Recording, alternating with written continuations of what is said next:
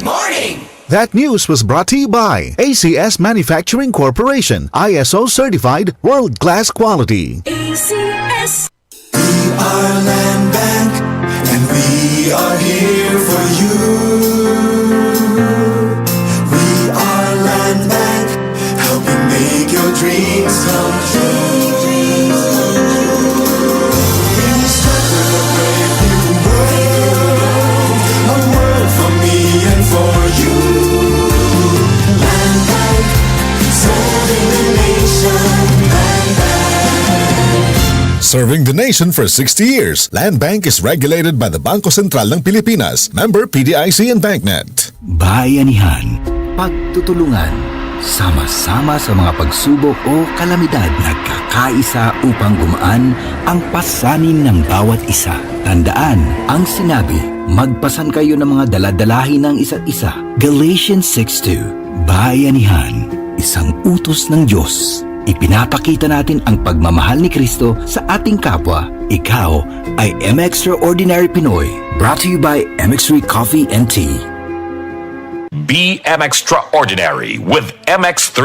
Mula sa #1 Smart Dishwashing Paste. Tanggaling-galing mo! Smart dishwashing paste ko! Pritong ulam na masebo, plato at kaldero. Tanggaling for everyday. Ganyan pag Smart ang dishwashing paste. May double tanggaling formula. Tanggal galing ang sebo at bakterya. Pahit para walang bahid, linis fantastic sa metal at plastic. #1 ko to!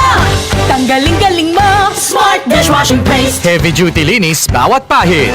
Smart Dishwashing Paste, manufactured by ACS Manufacturing Corporation, ISO certified world-class quality. ACS.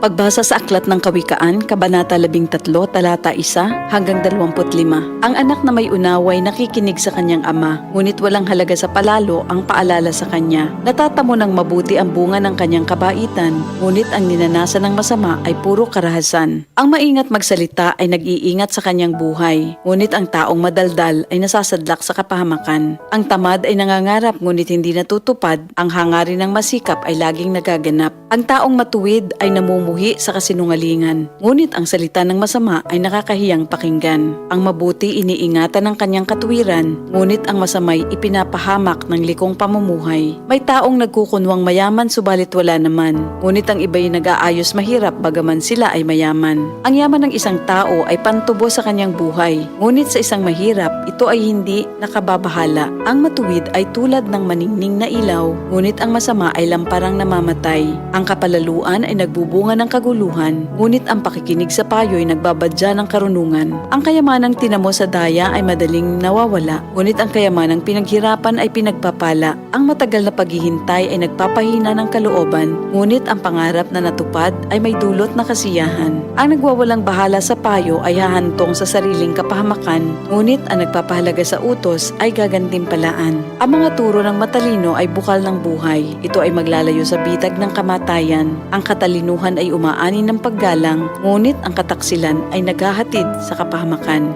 Ang katalinuhan ng isang tao ay nakikita sa kanyang gawa. Sa kilos ay nakikilala ang taong walang unawa. Ang masamang tagapagbalita ay lumilikha ng kaguluhan, ngunit ang mabuting tagapamagitan ay lumulutas ng alitan. Kahihiyan ng kasasadlakan ng hindi nakikinig sa saway, ngunit ang tumatanggap ng payo ay mag-aani ng karangalan. Ang pangarap na natupad ay may dulot na ligaya, ngunit ayaw iwan ng masama ang kasamaan niya. Ang nakikisama sa may unawa ay magiging matalino, ngunit ang kasama ng mangmang ay masusuong sa gulo. Ang hinaharap ng masama ay kahirapan sa buhay, ngunit sagana ang pagpapalang sa matuwid ay naghihintay. Ang matuwid ay nag-iiwan ng pamana hanggang sa kaapu-apuhan, at sa matuwid na uuwi ang naipon ng isang makasalanan. Ang bukid ng mahihirap may pangakong kasaganaan, ngunit ito'y nasasayang dahil sa kawalan ng katarungan. Mapagmahal na magulang, anak ay dinidisiplina. Anak na di napapalo, di mahal ng magulang. Ang matuwid ay sagana sa lahat ng kailangan, ngunit ang masama ay palagi namang nagkukulang.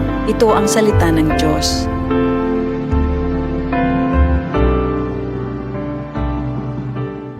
DCXL News, ang himpilan ng RM.